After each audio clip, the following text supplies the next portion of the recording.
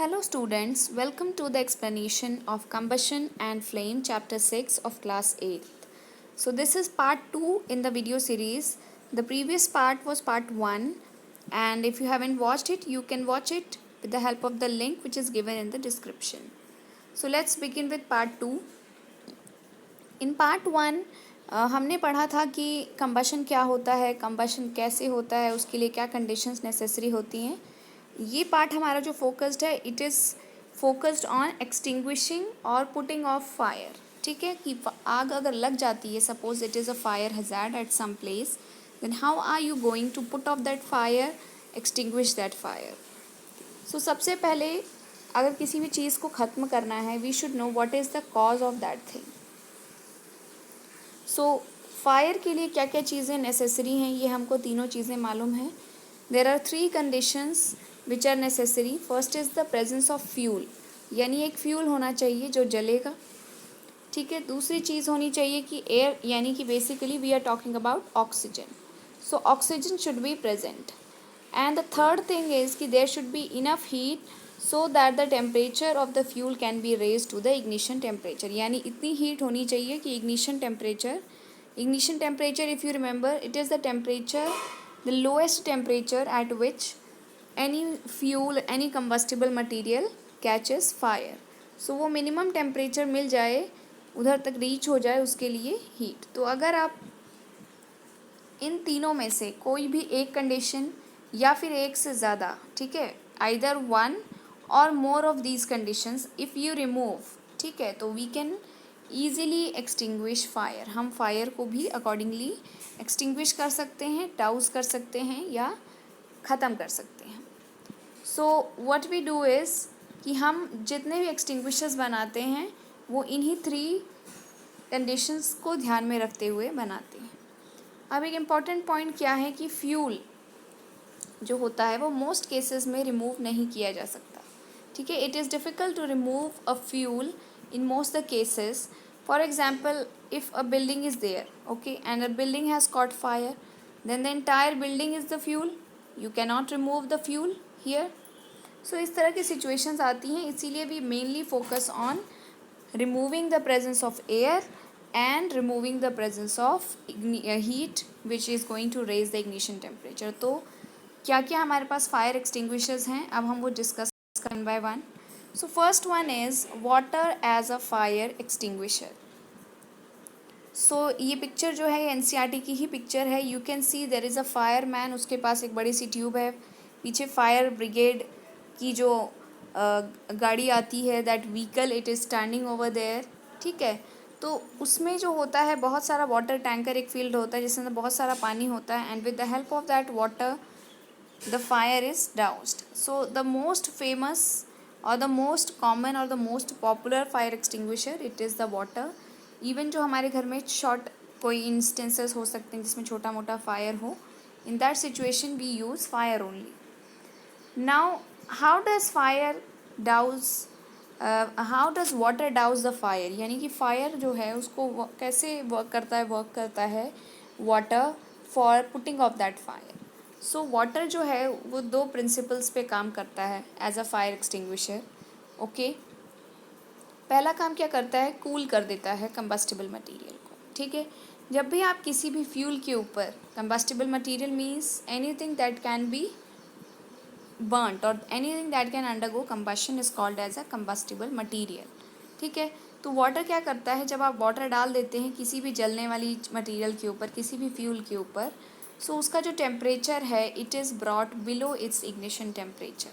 ठीक है. तो जब इग्निशन टेम्परेचर यहाँ से एलिमिनेट हो गया तो ऑटोमेटिकली जो फायर है it will go of. Second condition is what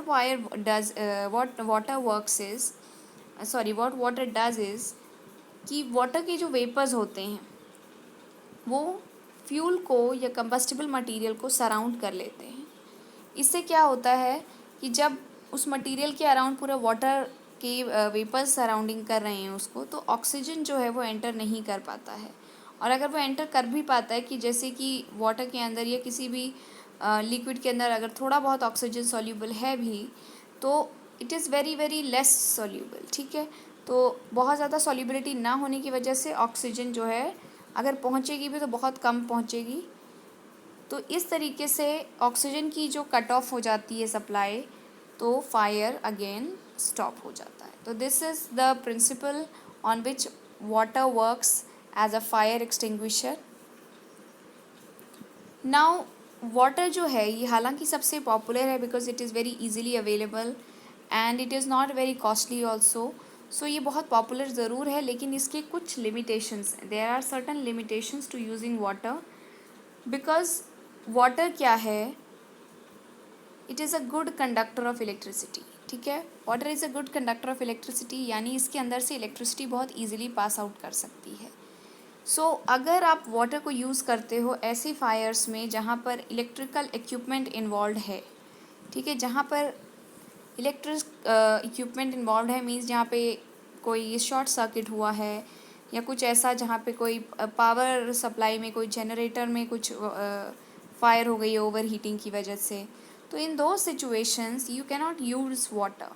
why you cannot use water? Because water being a good conductor, it can conduct electricity and make it reach the person who's trying to douse the fire off। तो उस इंसान को अगर conduct करके वो electricity दे देगा तो वो पर्सन को क्या हो सकता है, इलेक्ट्रिक शॉक लग सकता है। इसके अलावा जो दूसरी प्रॉब्लम हो सकती है कि जो भी इलेक्ट्रिकल इक्विपमेंट है अगर आप उस पर वाटर डालें तो that equipment can also be damaged.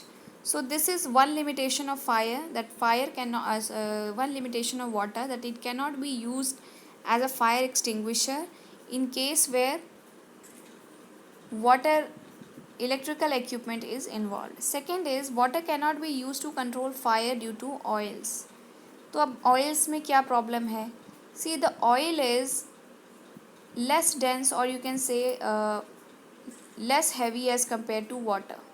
तो जो वाटर है वो हमेशा अगर आप इस किसी ग्लास में suppose if you take water, ठीक है, if you take water as well as you put some drops of oil also, आप इसको पूरे को मिक्स करो and you let it stand for some time, you will observe कि जो water है वो नीचे आ जाता है और उसके ऊपर यहाँ ऑयल की एक लेयर बन जाती है।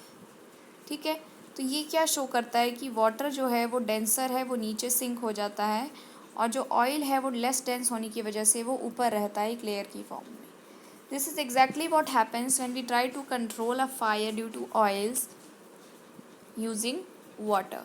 सो व्हाट हैपन्स इज़ कि वाटर जो है वो नीचे चला जाता है बिकॉज वो डेंस है, बिकॉज वो हैवी है, और जो ऑयल है वो ऊपर जलता रहता है। तो कोई जो आप करना चाहते थे कि वाटर का जो प्रिंसिपल था कि वो कट ऑफ कर दे ऑक्सीजन की सप्लाई और आपका फ्यूल नहीं जल पाए, वो वाली सिचुएशन यहाँ पर हम क्रिएट नहीं कर पाते हैं। इसीलिए वाटर जो है हम यूज़ नहीं करते हैं for extinguishing fires which involve oils.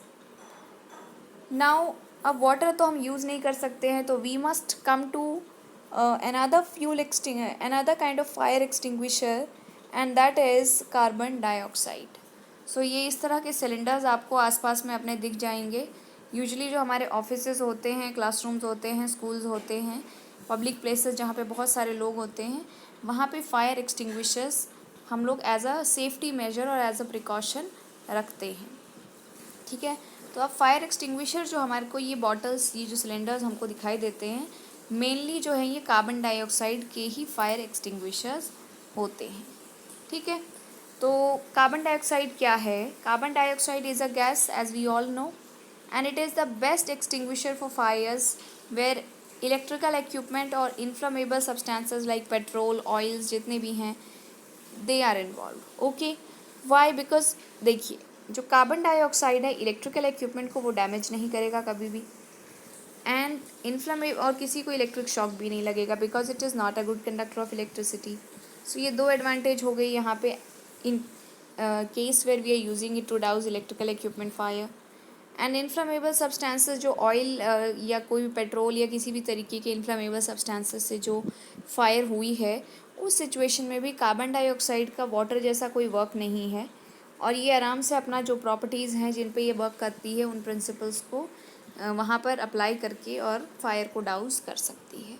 सो अब हम देखते हैं कि carbon dioxide how it works. So carbon dioxide जो होता है it is heavier than oxygen. ठीक है, ये ऑक्सीजन से हैवी होता है। तो जैसे आपने वाटर और ऑयल में देखा था, वाटर जो हैवी था वो नीचे चला जाता था, ठीक है। तो सेम वे यहाँ पर ऑक्सीजन जो है वो लेस हैवी है as compare to carbon dioxide. तो ऑक्सीजन तो ऊपर आ जाती है सरफेस पे, और जो कार्बन डाइऑक्साइड है, जब आप किसी भी फायर के ऊपर बहुत सारे प्रेशर से कार्बन डाइऑक्साइड रिलीज़ करते हो, बहुत सारी कार्बन डाइऑक्साइड, तो वो कार्बन डाइऑक्साइड जो है फायर को कवर कर लेती है लाइक अ ब्लैंकेट। जिस तरह से एक कंबल से किसी चीज़ को हम लपेट दें, तो सेम वे कार्बन डाइऑक्साइड का ब्लैंकेट बन जाता है जो फायर को कवर कर लेता है, ठीक है। जैसे कि हम ये पिक्चर में देखें तो ये इस तरीके से इतने बहुत सारा carbon dioxide with high pressure यहाँ रिलीज़ हो रहा है, and this high pressure carbon dioxide it is very helpful in controlling the fire. So अब ये क्या करता है, जब ये ब्लैंकेट बना लेता है तो ये ऑक्सीजन की सप्लाई को कट ऑफ कर देता है, and as a result the fire is put off. अब दूसरा मेथड क्या है, दूसरा तरीका क्या है कि जब ये कार्बन डाइऑक्साइड सिलेंडर में होता है, तो as you know it is a gas, cylinder में इसको फिल करना इट्स नॉट ईजी, तो उसको अंडर हाई प्रेशर फिल किया जाता है। जैसे कोल्ड ड्रिंक्स में भी डिज़ोल्व किया जाता है तो अंडर हाई प्रेशर, उसी तरीके से इसको हाई प्रेशर पे स्टोर किया जाता है सिलेंडर्स के अंदर। अब हाई प्रेशर में जब ये सिलेंडर में होता है, तो जब ये बाहर स्प्रे किया जाता है, when it is spread out of the cylinder, the pressure, क्योंकि बाहर जो प्रेशर है उसको बहुत सारा एरिया मिल रहा है टू स्प्रेड, ठीक है, बहुत सारा एक्सपैंड हो सकती है, तो इट एक्सपैंड्स इनॉर्मसली, एंड क्या होता है, ये एक्सपेंशन की वजह से ये कूल डाउन हो जाती है, बहुत ज़्यादा ठंडी हो जाती है। तो this cooling of the gas has an impact on bringing down the temperature of the fuel, ठीक है। तो कार्बन डाइऑक्साइड की वजह से जो कूलिंग होती है उससे फ्यूल का टेम्परेचर भी नीचे आ जाता है, वो भी कूल डाउन हो जाता है, और फाइनली हमारा जो फायर है वो पुट ऑफ हो जाता है। तो देयर आर टू थिंग्स जो इन्वॉल्व हैं। First is it cuts off oxygen by being heavier than it, and second is it expands enormously and cools down the temperature of the fuel. So this is how carbon dioxide works as a fire extinguisher. अब हमें carbon dioxide की जो supply है, we know that carbon dioxide is present in the atmosphere, but carbon dioxide जैसे atmosphere में है उसका concentration is very very low, and उससे कोई भी फायर एक्सटिंग्विश नहीं हो सकता। So how do we get a constant supply of carbon dioxide in order to extinguish a fire, क्योंकि हमको बहुत लार्ज क्वान्टिटीज़ में चाहिए। तो जैसे आपने पिक्चर देखी थी, फर्स्ट इज़ कि इन the form of liquid which is stored under high pressure in the cylinders, ठीक है। तो सिलेंडर्स होते हैं, कार्बन डाइऑक्साइड गैस फिल्ड होता है उसके अंदर हाई प्रेशर में, और वो सिलेंडर्स को आप कैरी कर सकते हो, they are not very heavy, and जो ज़्यादातर ऑफिसेज़ होते हैं या स्कूल्स होते हैं वहाँ पर यही सिलेंडर्स जो हैं वो रखे होते हैं। सेकेंड थिंग इज़ आप क्या करें, you release dry powders of chemicals like sodium bicarbonate और पोटेशियम बाइकार्बोनेट। तो सोडियम बाइकार्बोनेट और पोटेशियम बाइकार्बोनेट जो होते हैं, सोडियम बाइकार्बोनेट का फॉर्मूला ये होता है NaHCO3। जब आप इसको हीट करो, ठीक है, जब इसको हीट करो, हीट को हम ट्राइंगल से रिप्रेजेंट करते हैं, तो when we heat it up, ये कार्बन डाइऑक्साइड में ब्रेक होता है और साथ में अपना ये सोडियम का सॉल्ट भी बनाता है, जो हमारी अभी फ़िलहाल ज़रूरत नहीं है हमें। So carbon dioxide gas release होती है। सिमिलरली फॉर पोटेशियम ऑल्सो, तो यहाँ पे सोडियम की जगह पोटेशियम आ जाएगा, और पोटेशियम जो है उसके अंदर भी सेम रिएक्शन होती है, जब भी हीटिंग होती है तो कार्बन डाइऑक्साइड रिलीज़ करते हैं, ठीक है। तो instead of using carbon dioxide in cylinders, ठीक है, under high pressure, another technique that we can use is कि हम ड्राई पाउडर्स ले लें, उन केमिकल्स को अपने पास रखें, सोडियम बाइकार्बोनेट या पोटेशियम कार्बोनेट जैसे, जो कि फायर के पास आने पर कार्बन डाइऑक्साइड गैस में कन्वर्ट हो जाते हैं, ठीक है, which release carbon dioxide on coming in contact with fire. So ये दो प्रोसीजर्स हैं, दो मेथड्स हैं जिससे हम supply of carbon dioxide maintain कर सकते हैं for extinguishing fire. Now after the extinguishing fire or controlling fire, the next thing that we are going to study or which is given in your NCERT, it is the types of combustion. So there are three types basically जो NCERT में discussed है। एक है rapid combustion, दूसरा है आपका spontaneous combustion, and तीसरा है आपका एक्सप्लोजन। तो we will study them one by one. Rapid combustion, जैसे आपको यहाँ पे एक पिक्चर दिख रही है, this is of your home LPG gas stove, ठीक है। तो आप इसमें देखो कि जब भी आप गैस को जलाते हैं या if you have seen your parents doing that, so what happens is तुरंत ही जैसे आप गैस का बर्नर ऑन करते हैं और उसके बाद उसमें इग्नाइट करते हैं लाइटर से, तो 2 मिनट भी नहीं लगता है, ठीक है। Not even a second is taken and फटाफट, ठीक है, रैपिडली जो है आपका पूरा का पूरा फ्लेम जो है वो आ जाता है। सो इस तरह की जो बर्निंग होती है, this type of combustion in which a fuel Burns rapidly, ठीक है, जिसमें फ्यूल रैपिडली यानी जल्दी से एट अ फास्ट स्पीड जलता है और हीट एंड लाइट प्रोड्यूस करता है, उसको हम कहते हैं रैपिड कंबशन, ठीक है। एग्जाम्पल मैंने आपको एक्सप्लेन कर दिया है। अब हम पढ़ते हैं next type of combustion, that is spontaneous combustion. Spontaneous जो इंग्लिश का वर्ड है, इसका मीनिंग है कि अपने आप कोई चीज़ हो जाती है, ठीक है। You are not giving any force but still the thing is happening, तो इस तरह की चीज़ को हम स्पॉन्टेनियस कहते हैं। तो ऐसा कंबशन जिसके अंदर आप कुछ भी अप्लाई नहीं कर रहे हो कॉज, ठीक है, कुछ भी आप इग्निशन, जैसे आपने ये जब गैस को आपने इग्नाइट किया था तो आपने लाइटर यूज़ किया था, but in case of spontaneous combustion आपको कोई लाइटर, कोई मैच स्टिक, कोई भी फ्लेम यूज़ करने की ज़रूरत नहीं होती है। जो भी मटेरियल होता है वो अपने आप से जल जाता है, ठीक है। The material suddenly burst into flame and that too without application of any apparent cause. तो इस तरह की जो कंबशन होती है उसको हम कहते हैं स्पॉन्टेनियस कंबशन। इसका एग्जाम्पल जो है दैट इज़ फॉस्फोरस की जो बर्निंग होती है इन एयर, जो वाइट फॉस्फोरस होता है वो ईजिली जो है एयर के अंदर कैच कर लेता है fire. You studied this in the previous chapter also, metals and non metals, कि फॉस्फोरस को हम वाटर के अंदर स्टोर करके रखते हैं बिकॉज वो ऑक्सीजन में फटाफट से जलना शुरू कर देता है, it is very reactive. So this is the picture of the burning phosphorus, और इस टाइप की को हम कहते हैं स्पॉन्टेनियस कंबशन। अब now next is explosion. Explosion जैसे हमें ये पता ही है, जैसे बॉम्ब्स एक्सप्लोड होते हैं हमें पता है, ठीक है, क्रैकर्स एक्सप्लोड होते हैं, तो इसको समझना बहुत ईजी पड़ेगा आपके लिए। So what happens in this type of combustion, इसमें भी एक सडन रिएक्शन होता है। सडन यानी कि अचानक से कोई रिएक्शन हो जाएगा। और इसमें डिफरेंस क्या है एक्सप्लोजन और स्पॉन्टेनियस में, that number one, there is an application of cause, ठीक है। एक एप्लीकेशन ऑफ कॉज है, यानी कि अगर जैसे आप क्रैकर्स को आप जलाते हो तो क्रैकर्स ऐसे ही रखे रखे they don't start burning. You have a cracker and you bring a flame near it, और जब फ्लेम लेकर आओगे तभी आपका क्रैकर जो है वो बर्न होगा।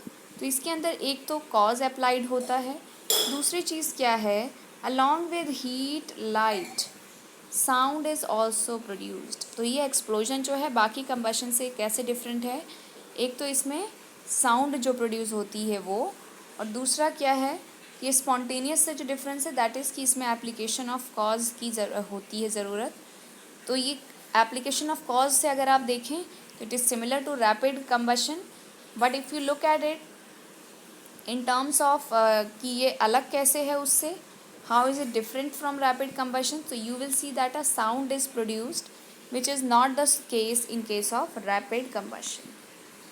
Now हम पढ़ लेते हैं जो दो और कंबशन के टाइप्स हैं जो आपकी बुक में एज सच डायरेक्टली नहीं मेंशन है but indirectly they are mention.